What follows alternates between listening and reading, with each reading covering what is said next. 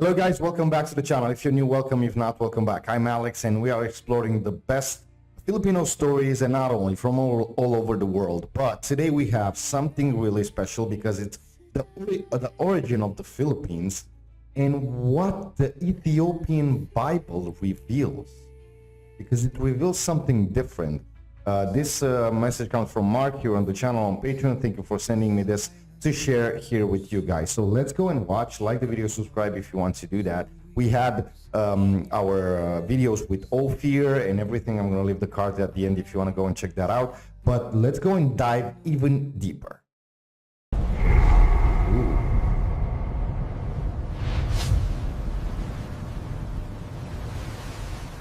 There is a secret about the Filipino people. A secret so old, so deeply buried, that even the nations surrounding them have forgotten it ever existed.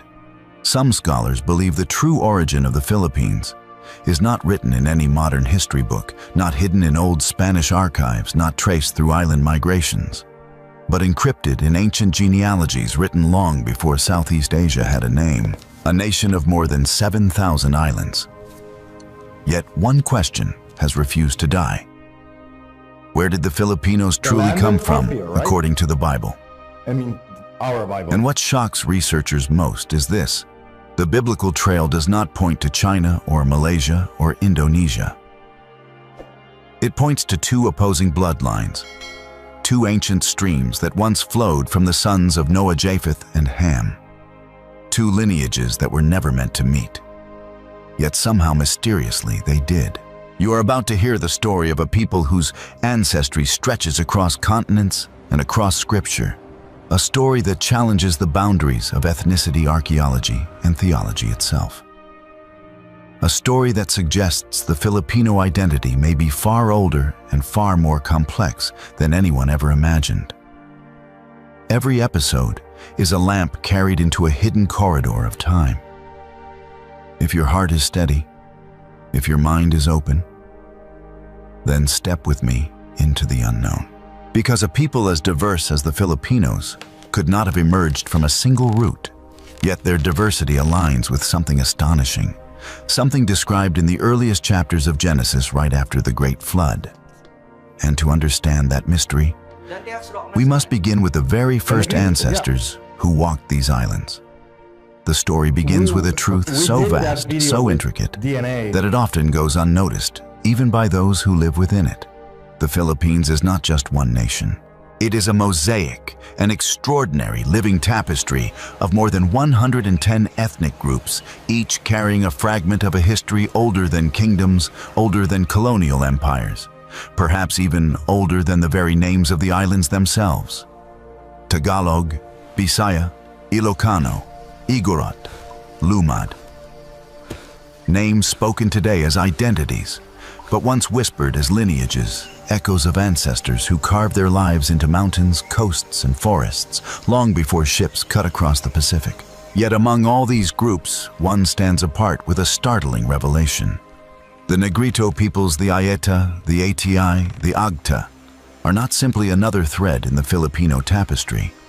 They are the oldest, the original, the memory of a human presence that stretches back more than 40,000 years. Because the Negrito story shakes the foundation of Southeast Asian history. Their DNA links them to ancient Australoid populations, people who walked across land bridges and coastlines when the world still belonged to rivers of stone and forests untouched by time. When you look at the Philippines today, you're not seeing a young nation. You are glimpsing a continent of stories layered upon stories.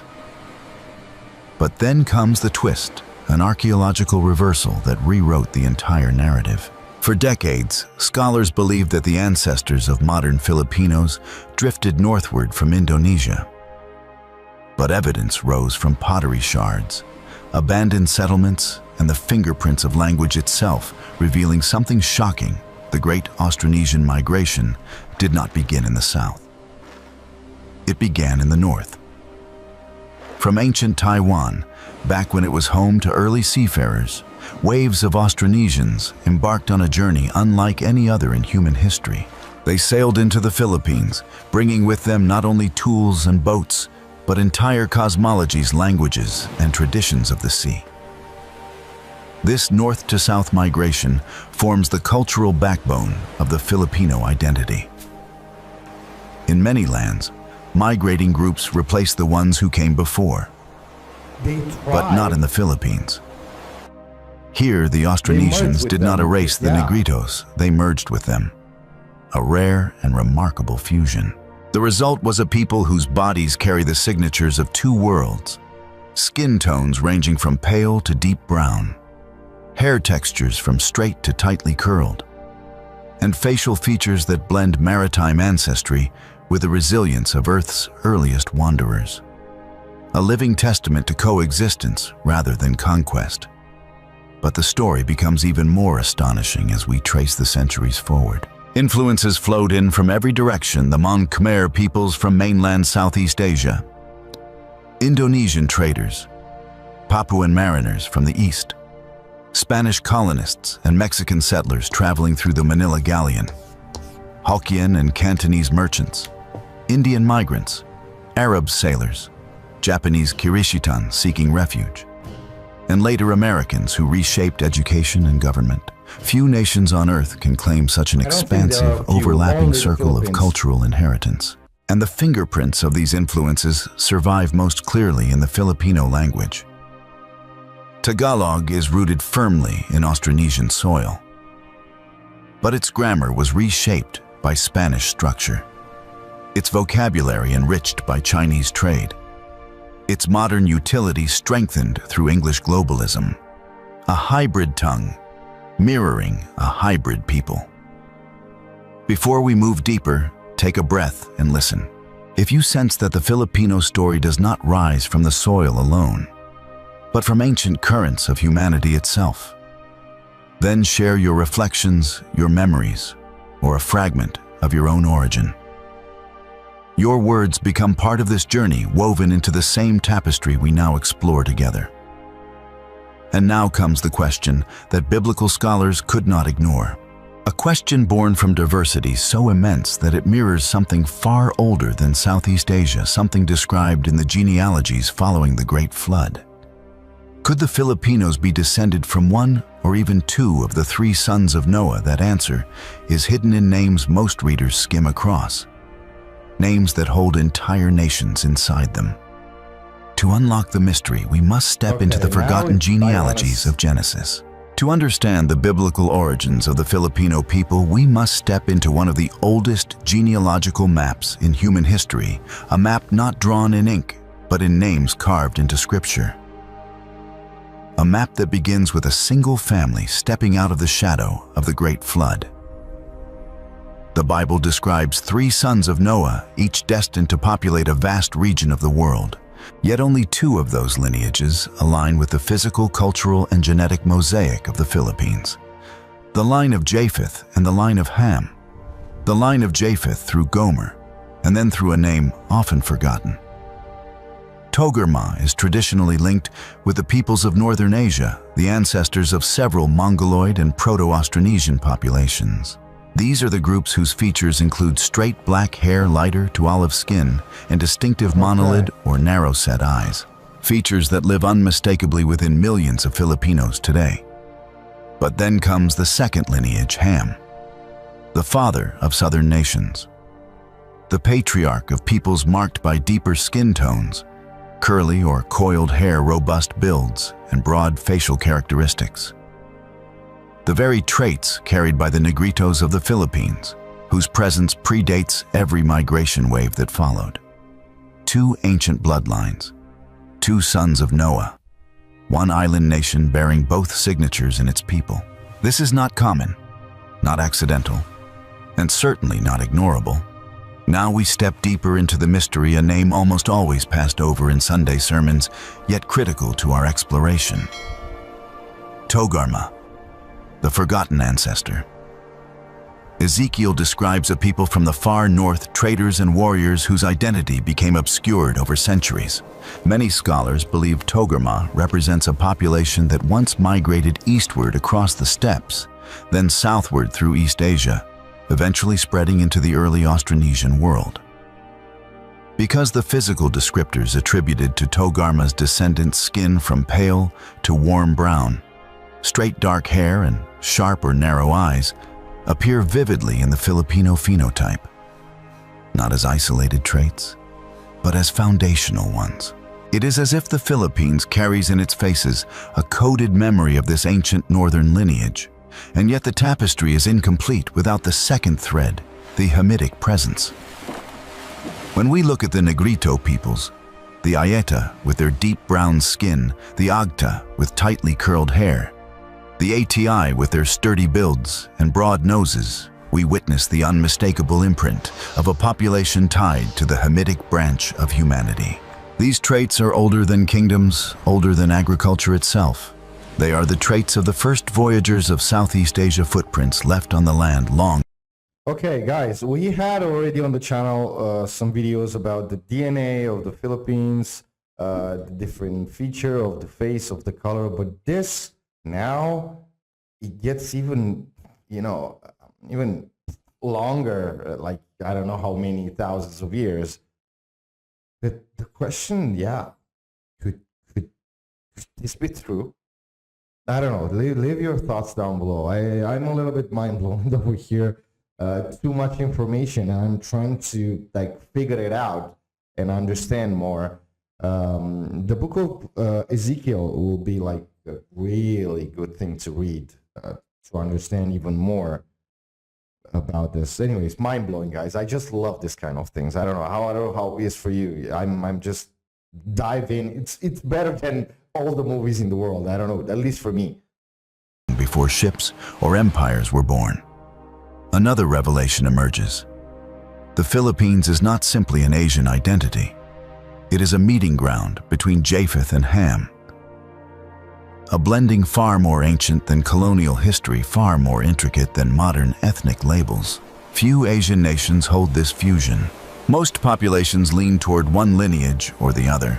But the Filipino identity moves along a spectrum, a color gradient, stretching between the sons of Noah. A nation whose diversity mirrors the very dispersion recorded in Genesis. Now let us return to Togarma for a moment. His name, preserved in old languages, is believed by some linguists to mean Bone Valley or strong-boned, an intriguing echo because the Austronesians, including the early Filipinos, were known across the ancient world for their resilience, their strength, their ability to cross oceans with nothing but wind stars and memory to guide them. Strong-boned indeed. Which ancestry resonates more deeply within you? Japheth, the northern wanderer, or Ham, the southern voyager, this is not a question of division, but of discovery, of tracing the quiet rivers of your identity back to their source. For if the Filipino people carry both Japheth and Ham within their bloodlines, then what does that mean in the eyes of Scripture? What does it mean that God placed a people of blended ancestry at the crossroads of the Pacific, in a land that would become a spiritual gateway for millions in Asia? The answers lie ahead in the theological heart of this investigation. To understand the Philippines through Scripture is to look at the islands not merely as a chain of mountains rising from the ocean, but as the final stroke of a story that began when the world was washed clean. For in the aftermath of the Great Flood, humanity did not scatter randomly. It dispersed along lines, families, and destinies, each shaped by the sons of Noah. And the Philippines, perhaps more than any other nation in Southeast Asia, bears the unmistakable imprint of that dispersion. The Filipino identity is not singular. It is a convergence, an intersection of lineages that mirrors the very structure of Genesis 10, the Table of Nations, where many peoples can trace themselves to one dominant ancestral stream. The Philippines stands as a living model of the post-flood world. A people formed through blending, not separation. And a people choose by God. Connection, not isolation. Inheritance, not erasure. And what makes this extraordinary is that Scripture never presents humanity as an arrangement of pure, isolated groups. Instead, it gives us a world in motion, migrating, trading, intermarrying, shaping new cultures at every step. The Filipino story aligns perfectly with that biblical vision. A people forged by the meeting of Japheth and Ham. Not symbolic lines, literal ones. Traits of the North woven into traits of the South. Austronesian navigators merging with Earth's earliest settlers. A genetic and cultural tapestry that looks remarkably like the world described in the ancient genealogies. But the story does not end in antiquity. It evolves. For centuries, the Philippines became a crossroads, perhaps the most complex cultural intersection in the Pacific. Austronesian sailors brought with them the legacy of the stars, reading the sky like an ancient scripture. Negrito communities preserved some of the oldest human traditions in Asia, carrying memories older than metallurgy itself. Chinese traders charted commerce across the archipelago. Their families became woven into the very fabric of Filipino towns. Spanish missionaries arrived with their language, architecture, and theology, leaving behind faith that would transform the islands into one of the most Christian nations on Earth. The Manila Galleon linked the Philippines to Mexico, creating an unexpected fusion between Southeast Asia and Latin America through trade, intermarriage, and shared history. Indian, Arab, and Persian influences embedded themselves through early maritime routes. Japanese settlers, some fleeing persecution in the age of the Kirishitan, found refuge among the islands. Later, American governance reshaped education, politics, and the modern Filipino worldview. The Philippines absorbed not domination, but layers of culture, belief, language, and blood.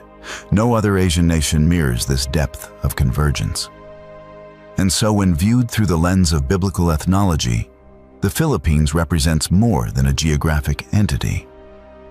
It becomes a symbol, a reminder of how God shapes nations through the movement of peoples, how history is not a straight line, but a series of interconnected paths leading toward unexpected destinies. In a theological sense, the Philippines embodies unity through diversity. It stands as a testament to how different lineages, Japhethite and Hamitic, can merge not in conflict, but in harmony. A nation whose strength lies in its ability to absorb, adapt, and transform. A nation positioned at the spiritual frontier of Asia, where faith grew not from conquest, but from encounter, conversation, and conviction. Today, the Philippines is one of the most Christian nations on earth, a place where ancient bloodlines and modern faith walk hand in hand, where the descendants of seafarers, mountain tribes, traders, exiles, explorers, and settlers gather under a shared identity that transcends simple categories.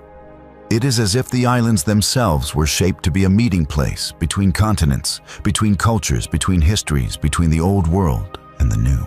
So what then does Scripture reveal when we stand back and look at the Philippines as a whole? It reveals a nation that reflects the very heart of the biblical story that humanity is one yet many, diverse yet connected, scattered yet destined to meet again. A nation shaped by tides of migration, the hand of history, and perhaps, quietly, the guidance of providence. And if this is true, then the Filipino identity is not simply a product of geography or genetics. It is a revelation in itself. Now, to fully grasp what this means spiritually, historically, and culturally, we must step into the final reflections that bring this journey to its close.